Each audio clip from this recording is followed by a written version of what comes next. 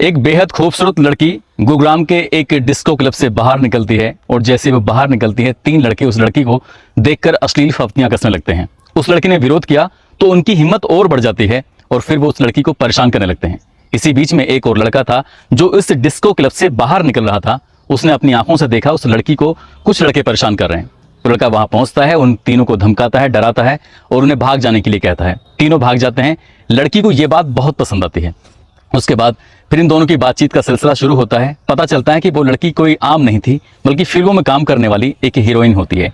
दोनों की दोस्ती हो जाती है, दोस्ती बहुत ज्यादा गहरी हो जाती है और यहीं से एक ऐसा कत्ल होता है जिसकी किसी ने भी कल्पना नहीं की थी। कत्ल का जब खुलासा हुआ था तब उसको पुलिस को एक ऐसा सबूत मिला था और सबूत में साफ साफ ये लिखा हुआ था कि मेरा कत्ल होगा, यानी कि जिसका कत्ल होता है 2 साल पहले ही लिख दिया गया था कि उसका कत्ल होने वाला है। लेकिन किसी ने भी उस चीज को, उस डायरी को देखने की कोशिश नहीं की थी क्योंकि उसके पहले पन्ने पे लिखा हुआ था कि इसको पढ़ने की कोई कोशिश मत करना। आज कहानी उसी डायरी की है, आज कहानी उसी फिल्म की हीरोइन की है, आज कहानी उस कातिल की है जिसने अपने स्वार्थ के लिए एक बेवजह कत्ल कर दिया था।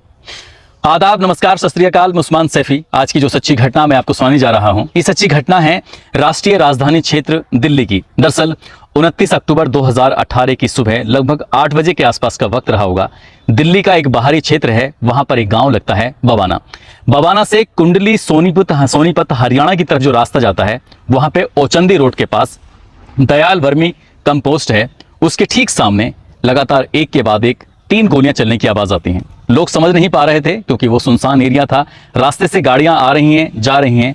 तभी एक कार में सवार एक व्यक्ति एक महिला को सड़क के किनारे पड़ा हुआ देखता है और जैसे उसके पास जाता है तो वो महिला खून से बुरी तरह से लथपथ होती है। वो आसपास के लोगों को चिल्लाकर बुलाता है, कहता है कि एक महिला है जो गंभीर रूप से घायल हो चुकी है। उस महिला को वो अपनी गाड़ी में डालता है और गाड़ी में डालने के बाद यहाँ पर एक एमबी हॉस्पिटल होता है। उस महिला को वो सीधा एमबी हॉस्पिटल लेके जाता है। उस महिला का बैग वहीं पास में पड़ा था। चलते चलते उस बैग को भी वो अपनी गाड़ी में रख लेता है। जैसे हॉस्पिटल पहुंचते हैं, डॉक्टर इलाज करना शुरू कर देते हैं। डॉक्टर कुछ ही देर में जवाब दे देते हैं कि हम इन्हें बचा नहीं पाए, तुमने लाने में थोड़ी सी देरी कर दी। दरअसल गोलियां जो मारी गई थी वो सटीक 2 सीने पर मारी थी, एक पेट में मारी थी, जिससे उस महिला की हत्या करना ही शायद उनका उद्देश्य रहा होगा। अब महिला के पास जो एक बैग होता है, उस बैग को खोला जाता है और बैग के अंदर से पता चलता है कि उस महिला का नाम, दरअसल महिला का नाम होता है सुनीता सहरावत, जिसकी उम्र लगभग 37 साल के आसपास होती है, जो कि गवर्नमेंट सीनियर सेकेंडरी स्कूल कुंडली सोनीपत हरियाणा में वो पढ़ाया करती थी और शायद स्कूल जा रही थी अपनी स्कूटी से, तभी उसके साथ ये हादसा होता है। पुलिस मौके पर पहुंचती है। पुलिस ने आने के बाद उसके परिवार के लोगों से संपर्क करने की कोशिश की और उसके पति का नाम पता चलता है। पति का नाम होता है मंजीत सहरावत और मंजीत सहरावत जो कि प्रॉपर्टी डीलिंग का काम करता है। पुलिस उसको सूचना देती है। पुलिस की सूचना पाकर वो सीधा एमबी हॉस्पिटल पहुंचता है। जैसे भी वहां पर आता है, आकर देखता है उसकी पत्नी खून से लथपथ है, लेकिन वो मर चुकी है। एक बेटी है जिसकी उम्र लगभग 16 साल के आसपास, एक बेटा है जिसकी उम्र लगभग 8 साल के आसपास। बेटा, बेटी, परिवार के बाकी लोग भी आ जाते हैं और हॉस्पिटल में चीख पुकार मच जाती है। पति का भी रो रो कर बुरा हाल हो जाता है। अब पुलिस इस मामले की जांच पड़ताल में जुट जाती है। जब पुलिस ने उस महिला को फिर से देखने की कोशिश की तो उसने अपने गले में मंगलसूत्र पहना हुआ है, हाथों में चूड़ियां पहनी हुई हैं, मोबाइल भी उसका ठीक है, पर्स भी उसका ठीक है। यानी कि उस प्रथम दृष्टया इस घटना को देखकर लग रहा था कि लूटपाट का कोई एंगल ही नहीं है। राह चलते जैसे लोगों के साथ लूटपाट होती है, इसमें लूटपाट करने की कोई कोशिश नहीं की थी। हत्यारों ने सिर्फ उसको आके गोली मारी और वहां से भाग जाते हैं। लोगों ने उन्हें भागते हुए देखा था। जब पुलिस मौके पर जाती है, पता करने की कोशिश करती है तो पता चलता है कि बाइक पर सवार होकर दो लोग थे और दोनों के सर पर हेलमेट लगा हुआ था। इससे पहचान नहीं पड़ सकी। अब पुलिस इस मामले की जांच पड़ताल में जुट जाती है। महिला के नंबर को सीडीआर पर लगाया जाता है, सर्विलांस पे लगाया जाता है। उसे पता करने की कोशिश की जा रही थी, लेकिन पुलिस को वहां से भी कोई एंगल नहीं मिलता। स्कूल में जाती है। स्कूल के जितने भी संग साथी होते हैं, साथ ही स्कूल में आने वाले बच्चों के माता पिता, अभिभावक, उनकी भी जांच पड़ताल की जाती है, लेकिन पुलिस को वहां से भी कोई एंगल नहीं मिलता है। रिश्तेदारों से बातचीत की जाती है, परिवार के लोगों से बातचीत की जा रही थी। पुलिस लगातार कोशिश कर रही थी कि इस घटनाक्रम का कम से कम समय में और जल्द से जल्द खुलासा हो जाए, लेकिन पुलिस को अभी तक कोई एंगल मिल नहीं रहा था। पुलिस वाले परेशान हो जाते हैं। पोस्टमार्टम की रिपोर्ट आती है। पोस्टमार्टम की रिपोर्ट से भी ये पता चलता है कि कोई हाथापाई नहीं, कोई छीना झपटी नहीं, सिर्फ सीधा गोली लगी और मौत हो गई है। पुलिस ने अब जब सारे एंगल खंगाल लेती है, उसके बाद सीधा घर जाती है। घर होता है बवाना में। बवाना के उस घर में जाती है जिस घर के अंदर, जिस कमरे के अंदर वो शिक्षिका रहती है। अब सिर्फ शिक्षिका की पड़ताल करना शुरू कर देते हैं, उसके एक एक चीज को देखना शुरू कर देते हैं। तभी एक डायरी मिलती है और जैसे ही पुलिस वाले उस डायरी के पहले ही पन्ने को पलट रहे थे तो पहले पन्ने पर साफ लिखा हुआ था कि इस डायरी को पढ़ने की कोशिश मत करना। दरअसल ये डायरी बहुत ही प्राइवेट तरीके से लिखी जा रही है, लेकिन पुलिस के लिए मजबूरी थी और उस डायरी के अगले पन्ने जो पलटने शुरू किए हैं तो एक पन्ने में लिखा हुआ था कि मुझे मेरी मौत का अंदेशा है, बहुत जल्दी ही शायद मेरा कत्ल भी हो जाएगा। जब ऐसी बातें लिखी हुई थी पुलिस ने और भी देखना शुरू किया। पुलिस जब देखती रही तो पता चला कि ज्यादातर बातें उसके पति के बारे में ही लिखी हुई थी। पति और पत्नी के बीच में एक विवाद चल रहा था।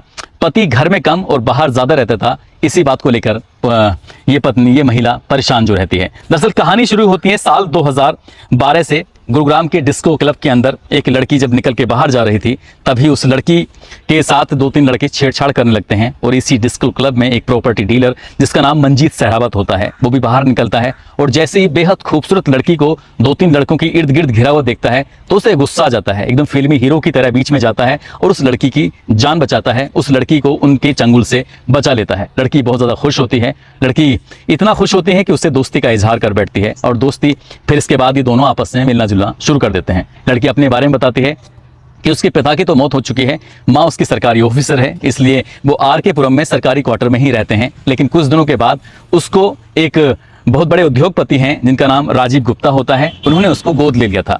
वो कई फैक्ट्रियां हैं, करोड़पति हैं, उनके पास पैसे की कोई कमी नहीं है और वो फिल्मों में काम करती है। ऐसे ही फिल्मों में लगातार कोशिश कर रही थी। इधर इससे दोस्ती लगातार बढ़ रही थी, दोस्ती प्यार में बदल जाती है।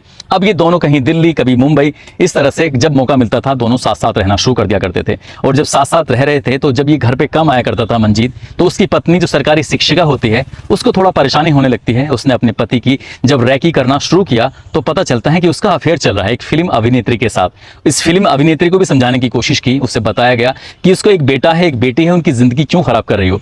जबकि फिल्म अभिनेत्री की जो एज होती है महज 25-26 साल के आसपास होती है, जबकि जो प्रॉपर्टी डीलर होता है मंजीत सहरावत उसकी उम्र लगभग 37-38 साल के आसपास होती है। अपने से ज्यादा उम्र के लड़के के साथ वो खुश भी थी। और बात जब आगे बढ़ती चली जाती है तभी जो इस लड़की का मुंह बोला पिता होता है तो उसको लगता है कि इसकी लड़की के साथ ये शायद गलत ना करे, तो इससे साफ साफ कह देता है कि अगर तुम्हें मेरी लड़की के साथ रहना है तो दोनों शादी करके क्यों नहीं रह लेते हो। जबकि वो पहले से ही शादीशुदा होता है। वो अपनी पत्नी को तलाक देना चाहता था, इसलिए पत्नी से बार बार वो कोशिश कर रहा था कि तुम तलाक ले लो, अपनी जिंदगी अलग गुजारो, मुझे इस फिल्म अभिनेत्री के साथ, यानी कि इसका नाम होता है एंजल गुप्ता। एंजल गुप्ता को प्यार से एंजल गुप्ता बुलाया करते थे, वैसे उसका नाम शशि प्रभा होता है। जब उसे बार बार समझाने की कोशिश की जा रही थी तो पत्नी ने साफ इनकार कर दिया कि वो अपने बच्चों की खातिर तुम्हें किसी भी कीमत पर तलाक देगी ही नहीं। और इसी बात को देखते हुए उन दोनों के बीच में अक्सर झगड़ा रहने लगता था। लेकिन इस महिला ने कभी भी अपने दिल की बात ना तो बच्चों से शेयर की, ना ही परिवार के लोगों से शेयर की। वो ज्यादातर बातें अपनी डायरी के अंदर नोट कर दिया करती थी। साल 2016 की बात है, अक्टूबर का वो महीना था। उसने अपनी तारीख लिख दी थी, शायद अब मैं बचूंगी नहीं, अब मुझे ये लोग मार डालेंगे। और ऐसा ही होता है, जब लंबा वक्त गुजर जाता है तभी एक प्लानिंग की जाती है। अक्टूबर का महीना था, साल 2018 की ये बात है। 23 अक्टूबर को बैठकर प्लानिंग की जाती है। जो लड़की होती है एंजल गुप्ता, वो अपने पिता राजीव गुप्ता के साथ बैठकर, साथ ही जो इसका प्रेमी होता है मंजीत, ये आपस में प्लान करते हैं और उसकी हत्या करने का प्लान बनाते हैं। हत्या करने की बात जब आती है तो इसका जो राजीव गुप्ता होता है, उसका ड्राइवर होता है दिनेश, वो कहता है कि मैं शूटरों को उपलब्ध करा दूंगा जो किराए पर, जो पैसे लेकर हत्या कर देते हैं। इसके लिए उसने अपने मामा धर्मेंद्र से संपर्क किया और धर्मेंद्र जो उसका मामा था उसने मेरठ के 2 शूटर हायर किए, जिसका एक का नाम विशाल उर्फ जॉनी होता है और दूसरे का नाम शहजाद होता है। और ये तैयार हो जाते हैं और तैयार होने के बाद पैसे की बात की जाने लगती है। 18 लाख रुपए ये मर्डर की रकम तय की गई थी, लेकिन ये साफ साफ इनकार कर देते हैं कि 18 लाख रुपए तो ज्यादा हैं, कुछ कम करो। बार्गेनिंग होती चली जाती है, आखिरकार 10 लाख रुपए में बात तय हो जाती है। ठीक है, 10 लाख रुपए ले लो और उसका मर्डर कर दो, लेकिन इसके लिए 2.5 लाख रुपए की रकम एडवांस दी जाती है। और एडवांस देने के बाद जो विशाल उर्फ जॉनी होता है, साथ ही शहजाद होता है, ये रैकी करना शुरू कर देते हैं। 23 अक्टूबर 2018 को इनकी पूरी प्लानिंग हो जाती है। उसके बाद रैकी करना शुरू कर देते हैं। 26 अक्टूबर को मर्डर होना था, लेकिन जब ये घर के बाहर खड़े होते हैं कि जैसे वो टीचर आएगी स्कूल से तब इसको गोली मार देंगे, वहीं पास में ही एक समोसे की दुकान होती है, वो समोसा खाने में लग जाते हैं और इसी बीच में टीचर आती है और आकर चली जाती है। 27 अक्टूबर 2018 को करवा चौथ का दिन होता है, इसलिए वो ज्यादातर अपने घर में ही रहती है, इसलिए उस दिन भी मर्डर की प्लानिंग जो थी वो फेल हो जाती है। 28 तारीख को फिर कोशिश करते हैं और 28 तारीख को कोशिश करने के बाद उस दिन भी फेल हो जाते हैं। 29 अक्टूबर को जब ये महिला टीचर अपने घर से निकल रही थी अपनी ड्यूटी पर अपने इस स्कूल में, तभी इसका पति एक मिस कॉल मारता है, मिस कॉल से इशारा कर देता है कि वो घर से निकल चुकी है। और उसके बाद बवाना कुंडली सोनीपत हरियाणा जो मार्ग होता है उस पर एक ओचंदी रोड है, जहां पर दयाल वर्मी कंपोस्ट एक जगह होती है, उसके ठीक सामने बाइक को इस स्कूटी से ओवरटेक करते हुए मैडम से पूछते हैं, हाय हेलो करते हैं। मैडम जैसे ही उनकी तरफ देखने की कोशिश कर रही थी, तुरंत एक के बाद एक 3 गोलियां चलती हैं और जैसे ही वो मैडम को लगती हैं, गोली लगने के बाद मैडम वहीं पर गिर जाते हैं और उनको हॉस्पिटल लाया जाता है, लेकिन डॉक्टर उन्हें बचा नहीं पाते। पुलिस ने इस पूरे घटनाक्रम का खुलासा किया और खुलासा करने के बाद इसमें जो आरोपी होते हैं, इसमें उसका पति मंजीत सहरावत, जो पति की प्रेमिका होती है एंजल गुप्ता, मुंह बोला पिता राजीव गुप्ता, ड्राइवर दिनेश, मामा धर्मेंद्र, विशाल उर्फ जोनी, जो शूटर होता है शहजाद, इन सबको गिरफ्तार कर लिया जाता है। गिरफ्तार करने के बाद जेल भेजा जाता है। जब कुछ वक्त आगे बढ़ जाता है, वक्त आगे बढ़ने के बाद एंजल गुप्ता कहती है कि जिस दिन मर्डर हुआ था वो मौके पर थी नहीं, वो मुंबई गई हुई थी, उसका नाम बेवजह घसीटा जा रहा है। उसके लिए उसने एक रिट भी दायर की थी, लेकिन कोर्ट ने उसको स्वीकार नहीं किया, क्योंकि पुलिस ने जो सबूत दिए थे वो काफी पुख्ता दिए थे। अभी तक इस मामले में कई साल बीतने के बाद भी पुलिस कोर्ट की तरफ से कोई निर्णय नहीं आया है, लेकिन अंदाजा यही लगाया जा रहा है कि इस शिक्षिका के कातिलों को बड़ी से बड़ी सजा मिलेगी। हालांकि शायद वो जमानत पर छूट गए हैं और यही हमारे देश का कानून, यही दस्तूर होता है कि कत्ल हो जाते हैं, मर्डर हो जाते हैं, बड़ी बड़ी बातें हो जाती हैं, अपराधी जेल जाता है और कुछ समय के बाद उसको जमानत मिल जाती है, वो ऐसे ही आजाद घूमते रहते हैं। दोस्तों, इस पूरे घटनाक्रम को सुनाने का उद्देश्य किसी को परेशान करना नहीं है, किसी का दिल दुखाना नहीं है, बल्कि आपको जागरूक करना है, आपको सचेत करना है, आपको बताना है, आपको जताना है कि इस मामले में कहीं ना कहीं जो गलती रही है वो शिक्षिका की रही है। वो 6-7 साल से वो अपने पति को देख रही थी, जिस तरह से उसका पति उसको धोखा दे रहा था, उसकी जरूरत थी कि उसको बिल्कुल किनारा कर लेती, क्योंकि वो खुद सेल्फ डिपेंड थी, उसकी अपनी अच्छी खासी सरकारी नौकरी थी, दोनों बच्चों को अच्छे से पाल सकती थी। उसको लग रहा था कि इसको खतरा है, लेकिन पति को पता नहीं क्यों वो तलाक नहीं देना चाहती थी और तलाक ना देने की वजह से ही इसका कत्ल हो जाता है। काश कि उसने अपने पति से छुटकारा पा लिया होता तो उसकी भी जिंदगी सही रहती और जो दोनों बच्चों की परवरिश है शायद वो भी अच्छे से हो जाती। दोस्तों, आप सब लोग अपना ख्याल रखें, सुरक्षित रहें। जय हिंद, जय भारत।